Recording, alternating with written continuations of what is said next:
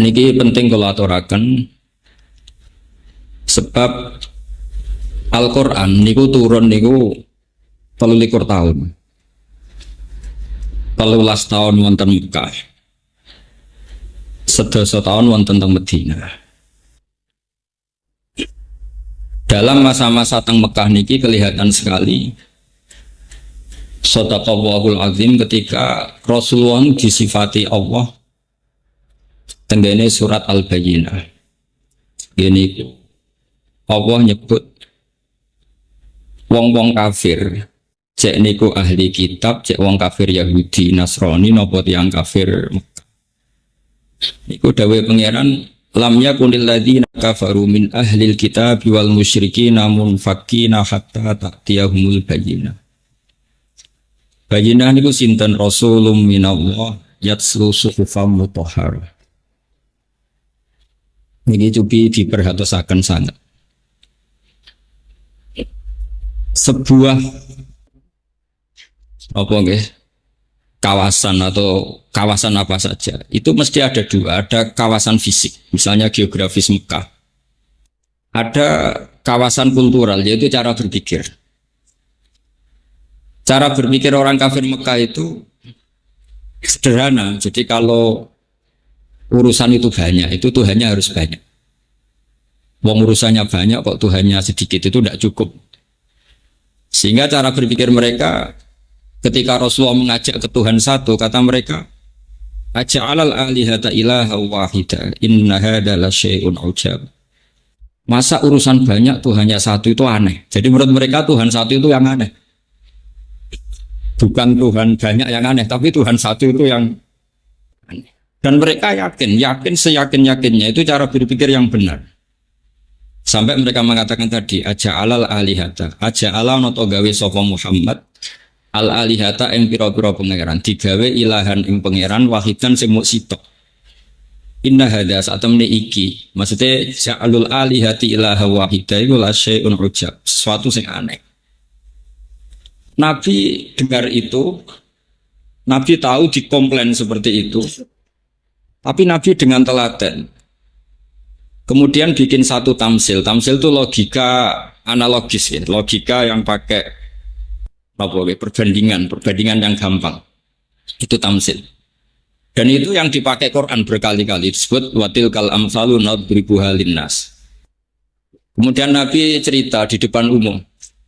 Ini perlu dicatat, tradisi Nabi itu kalau menjelaskan sesuatu itu di depan umum. Dulu di Safa itu gunung dekat rumah Rasulullah. Beliau kalau mau menjelaskan ilmu itu naik Safa, terus beliau menjelaskan. Kata Rasulullah, wahai penduduk Mekah, kalau kalian jadi pembantu, kemudian majikan Anda itu banyak. Semuanya merintahkan Anda, ngatur-ngatur Anda, dan semuanya tersinggung kalau perintahnya nggak dilakukan. Senang mana kalau kamu punya majikan hanya satu, perintahnya tunggal, jelas. Terus kata mereka, tentu Muhammad saya milih punya majikan satu. Kalau majikannya banyak repot. Disuruh orang satu aja repot, apalagi disuruh orang banyak. Capek Muhammad. Terus Nabi menjelaskan, Tuhan kamu itu majikan kamu, yang menciptakan kamu, yang menciptakan langit bumi. Kalau Tuhan banyak, nanti perintahnya banyak. Seleranya beda-beda, pusing. Bayamat, oke, Tuhan satu saja. Ini kearifan, sehingga ini yang disebut Daraballahu masalan rajulan fihi syuraka umutasyakisuna wa rajulan salamal lirajul hal yastawiya ni masalah. Kata Allah, alhamdulillah. Jadi di ayat itu disebut alhamdulillah. Allah bikin satu perumpamaan, ada seorang lelaki punya majikan banyak, fihi syuraka umutasyakisun, punya majikan banyak. Dan satu lagi pembantu warojulan salamal lirojul, satu lelaki punya satu majikan. Nasibnya enak mana? Mereka sepakat enak satu orang punya majikan satu. Kata Allah, alhamdulillah, mereka sadar. Ini penting sekali saya utarakan karena sekarang banyak orang yang menekuni ulumul Quran karena kita tidak sempurna, tapi kemudian tidak bisa semua. Itu tidak bagus. Saya dulu ngaji Quran sama bapak. Kemudian saya pernah di Damaran beberapa bulan, termasuk dulu saya pernah ngaji di sini tapi belum ada pondok, ngajak dari Damaran karena itu pondoknya buyut saya. Jadi saya ini turunan Kiai Damaran. Buyut saya itu turunan Pondok Dambaran belakang menara. Tapi yang saya paling prinsip wasiat bapak, pesan bapak itu, saya kalau manggil bapak, jangan sampai ada ilmu itu tidak detail. Karena musuh kita itu menyerang Islam itu lewat ilmu yang detail, lewat serangan yang detail. Sehingga kita butuh ilmu yang detail yang bisa mengalahkan argumentasi mereka. Yang kata Allah diistilahkan bal naqdhifu bil haqqi 'alal batil. Normalnya itu fayadmahu fa idza huwa zahir. Sesuatu kalau hak betul, itu kalau ketemu barang batil, mesti batilnya itu hancur, bukan sekedar kalah, hancur. Jadi damago itu kalau di kamus itu halaku dima, otaknya itu hancur berserakan, itu damago. Jadi kekuatan barang hak itu kalau mematahkan kebatilan itu batilnya sampai hancur seotak-otaknya, seakar-akar. Sehingga saya termasuk orang yang optimis kalau ada sekolah perbandingan agama. Di Jogja saya ngajar lama sekali dan sebagian mereka cerita apa nanti di Jogja ada sekolah perbandingan agama. Menurut Anda gimana? Kata saya itu bagus. Yang penting jangan neliti Islam, tapi jangan neliti orang Islam, tapi neliti Islam. Kalau orang Islam kan bulat. Di Indonesia kalau ada copet ketangkep ya orang Islam. Yang ketangkep KPK ya orang Islam. Karena ya Indonesia mayoritas Muslim. Tapi kalau yang diteliti Islamnya, Islam mengharamkan zina, mengharamkan korupsi, mengharamkan ini itu. Nah contoh studi kasus misalnya begini. Ini contoh paling gampang. Jadi ciri utama kebenaran itu kalau mengalahkan barang hak, barang batil itu fayad mahu, hancur betul. Misalnya gini, ini contoh paling mudah. Kata Allah, firman Allah itu mal masih ibnu Maryam illa rasul qad khalas min qablihi rusul wa ummuhu siddiqah kana yaqulani ta'am.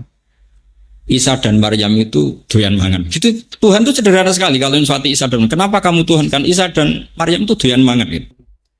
Coba kamu teruskan misalnya dalam logika keseharian. Kan aku ini alhamdulillah didolani pangeran kan pangerane lesu aku mangan terus sehat. Naif enggak kira-kira logika seperti itu? Oh itu mesti orang yang menuhankan Yesus itu tuntas. Karena apa kerennya punya Tuhan yang pemenang nak mangane utang itu kan malah kacau. Coba kamu logika Tuhan itu gampang. Logika yang ditanamkan orang gampang. Karena ya kulan to'am. Isa dan ibunya itu makan-makan. Sekarang logikanya ketemu akal enggak, nalar enggak. Misalnya kamu punya Tuhan terus kamu cerita. Alhamdulillah so hormat pangeran lihat dolan gonku lesu bareng tak keimangan sehat. Coba itu saya cuma suhu faidah huwa zahid. Ini kebatilan pasti damago itu hancur lebur. Itu pasti, bukan mungkin tapi pasti. Apalagi belum kena anekdot yang orang-orang bulat tapi baik. Bulet. Ya kadang orang bulat itu baik. Karena Islam itu kadang butuh orang bulat. Dulu Abu Bakar sudah Islam, Said Hamzah sudah Islam, Bilal sudah Islam, Abdullah bin Mas'ud sudah Islam. Tapi orangnya khusyuk-khusyuk. Sementara Islam dalam ancaman preman-preman kayak Abu Jahal, Abu Lahab, Walid bin Walid, Walid bin Mughirah, Utbah bin Rabi'ah, banyak.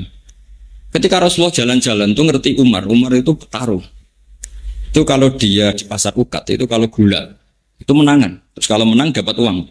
Enggak pernah kalah. Terus kata Rasulullah kalau yang Islam ini itu ya lumayan bagus. Karena Rasulullah butuh petarung karena yang sopan sudah banyak, butuhnya itu petarung. Sehingga Nabi spontan berdoa, Allahumma aizal Islam bi Umar. Semoga Islam ini mulia karena Umar. Itu yang dibutuhkan tarungnya. Kalau Sugih Abu Bakar, sopannya sopal Bilal. Tapi ini butuh petarung. Betul. 2 hari dari doa Rasulullah, Sayyidina Umar itu masuk Islam.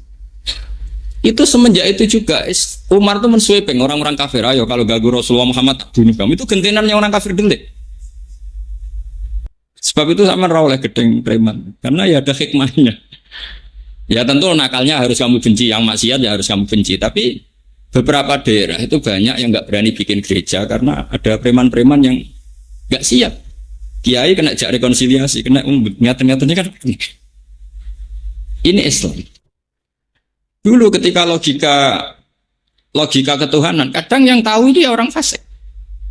Karena logika, saya berkali-kali ya, kalau ngaji di mana-mana saya bilang, logika yang absolut itu hanya logika tentang tauhid. Saya ulang lagi, logika yang absolut itu hanya logika tentang apa? Tauhid. Ini mohon sekali dicerna. Saya ulang lagi ya. Bal naqdhifu bil haqqi 'alal batil fayadmahu fa idza huwa zahid. Sebagian ayat diredaksikan qul ja'al haqq, kata Allah, wa ma yubdiul batil, dan barang batil itu tidak pernah muncul, wa ma yu'id, dan tidak akan kembali. Misalnya gini yang paling masyhur. Fir'aun itu ngaku sebagai Tuhan. Nabi Musa kata Musa, Tuhan itu yang menciptakan langit dan bumi. Fir'aun masih bisa menjawab. Setahu saya kalau saya jalan-jalan yang dituhankan saya. Ma'alim tulakum min ilahin huiri, kata Fir'aun. Kata Musa terus bilang gini, Tuhanku itu ada di langit. Kata Fir'aun,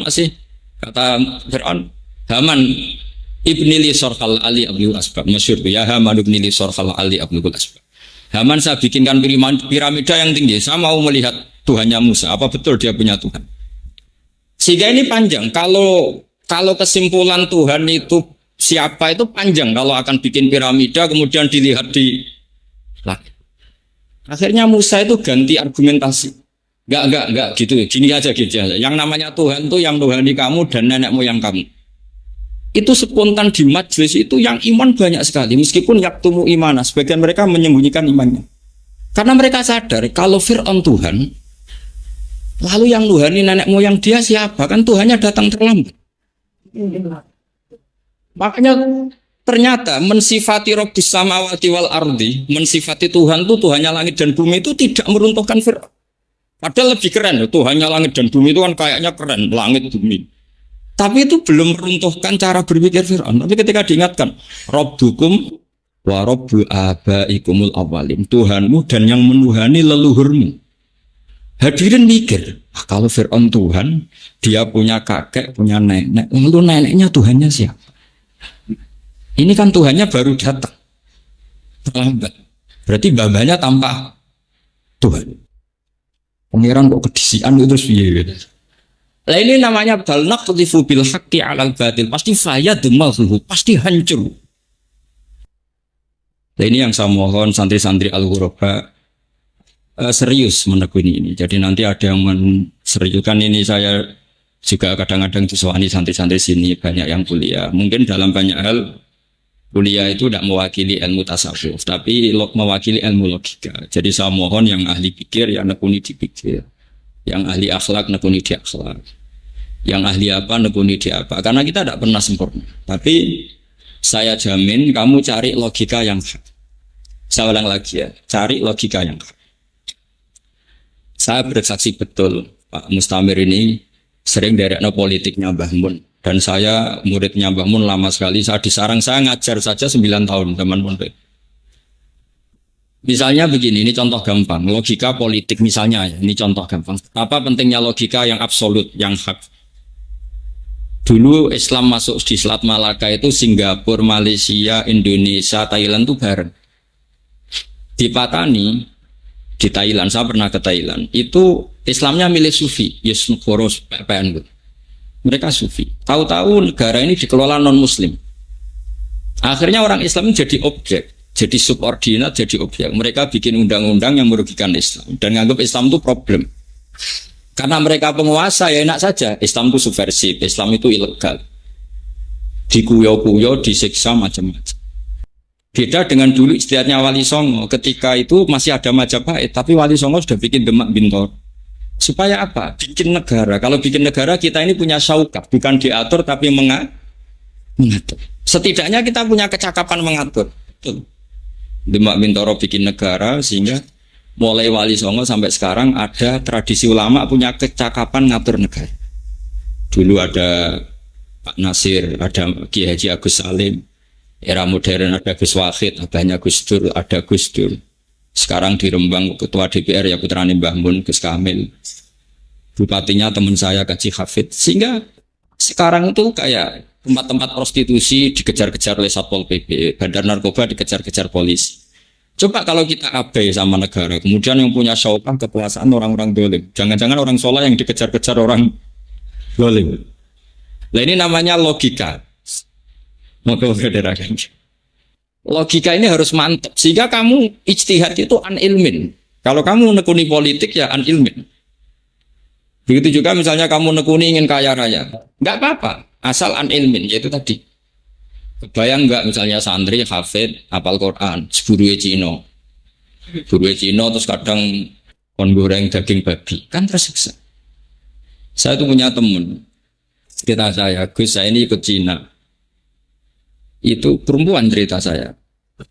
Kalau nak goreng daging babi, itu jika tersiksa Gus. Tersiksa itu kalau disuruh ngantar anaknya ke gereja dan di situ belajar kemusyrikan. Dia masih ingat kaidah ngaji ar-ridho bil kufri kufrun, ridho kafir itu kufur. Nah, di sini terus banyak orang Islam yang ngotot. Orang Islam kudu kaya. Gak apa-apa, asal al-inbin. Yang ingin politik ya monggo supaya ada syaukatus soleh ala zolim. Yang soleh itu yang ngatur orang apa? Zolim. Jangan yang zolim ngatur orang apa? Soleh. Begitu seterusnya dalam wilayah. Fil ilmi juga gitu. Misalnya saya lebih nekuni ilmu. Saya teruskan lagi tadi yang masalah hatta ta'tiyahumul bayyinah.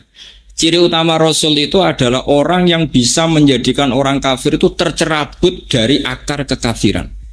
Bisa munfakin, bisa infikak, bisa mereka tercerabut dari akar kekafiran. Yaitu tadi, mereka dari punya Tuhan banyak, dijelaskan sama Nabi, kalau Tuhan kamu banyak, itu seperti kamu punya majikan banyak, perintahnya beda-beda, kalau enggak kamu turuti marah. Mau enggak kamu punya majikan banyak? Ya enggak mau Muhammad, enakan majikan satu. Itu disebut napa daraballahu masalan rajulan fihi napa syuraka mutasyakisuna wa rajulan salamal lirajul. Terus sudah mereka berhenti dari menuhankan Tuhan yang banyak. Lalu Allah tidak berhenti menjelaskan logika supaya itu berhenti betul. Itu tadi orang-orang kafir itu menyembah berhala. Berhala itu dari apa juga? Dari batu. Terus dicuci, kalau kotor dibersihkan. Terus Allah bikin satu tamsil. Doroballahu mathala. Ini mestinya wakaf ya. Kalau dalam ilmu takote itu wakaf ya. Tapi kalau di tradisi kiroah ya enggak. Abdam mamlukan. Abd yang mamluk itu dimiliki. Sing layak kediru ala ini kalau baca sesuai kaidah fikih. Yang tidak mampu Pak. Orang-orang kafir tidak gini sama Rasulullah. Wahai orang-orang kafir Mekah, kamu mau nggak punya budak pembantu yang lumpuh? Pembantu loh ya, saya ulang lagi. Hei orang-orang kafir, kamu mau nggak punya pembantu yang lumpuh? Mau mandi dimandikan, mau kamar mandi diantar. Apa saja kamu yang ngurusi? Layak kediru ala syai'in, nggak mampu Pak. Ya nggak mau Muhammad. Punya pembantu lumpuh nggak mau saya. Terus lagi kata Nabi sederhana gitu kan. Lah iya. Pembantu itu kamu kan bisa membuang. Tanpa pembantu kamu bisa hidup. Dia pembantu lumpuh ora gelem, kok kowe gelem dia pangeran lumpuh. Ya ku watu ora ra iso apa-apa. Jadi ini jenis namanya al-bayyinah. Terus mereka sadar lah iya. Dia pembantu lumpuh saja kita tidak mau kok malah punya Tuhan yang lumpuh. Paham? Ini permanen sekali, logika itu permanen. Wa daraba wa masalar rajulaini ahaduhuma abkab. La yaqdiru ala syai'in wa huwa kallun ala maula aina ma yuwajjihul ayatin apa bi khair. Kamu andekan punya dua pembantu, yang satu lumpuh, enggak bisa apa-apa. Diarahkan apa saja enggak bisa. Aina ma yuwajjihul ayatin bi khair, enggak bisa mendatangkan kebaikan. Terus mereka bilang, enggak mau Muhammad. Lah iya pembantu sing ora penting wae nak lumpuh ora gelem. Kowe pangeran zat paling penting di kehidupan Anda. Kemudian pangeran Anda ini sesuatu yang lumpuh. Berhala itu lumpuh tidak bisa. Nah ini namanya bayyinah. Pelan-pelan akhirnya orang Mekah semuanya Islam. Yang enggak Islam dianggap orang sing layak akilun dalam bahasa Quran, enggak punya akal, enggak bisa mikir. Nah ini pentingnya logika. Saya mohon sekali anak-anak huruf baru, entah berapa kadarnya, kita harus belajar. Saya yakin kalau Anda di sini belajar makhraj selesai, mungkin belajar tahfidz selesai. Tapi Quran itu punya sisi-sisi yang dijelaskan sendiri oleh Quran, dimaklumatkan sendiri oleh Quran, yaitu lihat baru ayat. Dan Quran memaklumatkan dirinya, pasti ja'al haqq wa zahaqal batil. Ketika barang hak datang, pasti barang batil itu sirna. Ini penting saya jelaskan karena kalau Quran sudah sampai seperti ini jadi solusi. Jadi solusi minal fitan, kata Rasulullah.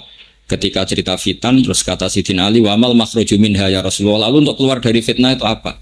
Jawabnya Nabi, kitabullah. Yaitu kamu harus belajar apa?